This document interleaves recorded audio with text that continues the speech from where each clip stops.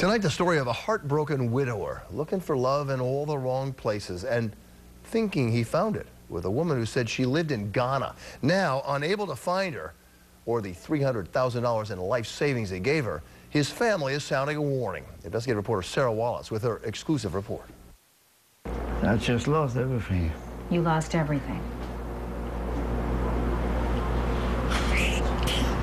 Eberhard Cryer is a broken man with a broken heart, a widower who thought he'd found love through the internet after his wife of 34 years died of cancer a year and a half ago. Did you really believe that this woman was in love with you? Yes, that's what I believed. Heather Humphreys became alarmed when her father started becoming more and more secretive about emails and other contacts he had with a woman calling herself Lisa Kelly, supposedly living in the African country of Ghana. But it wasn't just that. All told, he spent how much money? I think it's about almost $300,000.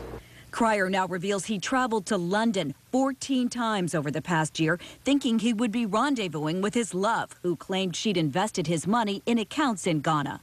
And when she didn't show up, didn't something go off in your head that something was wrong here? No, nothing went off in my head. I was in love with her. Love is blind. His last trip, the end of July. 4 o'clock in the morning, I got a phone call saying he's in London, no way to get home. They picked him up walking on the highway.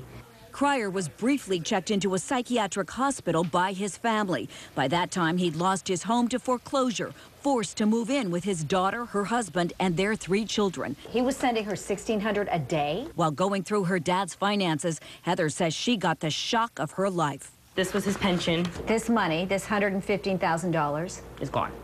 They have it. It's all gone. Everything. How much money? The family contacted us after we aired a story about a Yonkers man who had stolen money from his son and then committed suicide after being victimized in a similar Ghana romance scam. The only thing I didn't do, I didn't steal or didn't kill myself. You didn't steal and you didn't kill yourself. How do you look at these people? Oh, I think they're monsters. Why are these people getting rich on, destroying families? It destroys families. What everybody tells you, it happens all the time. Why aren't we doing things to stop it?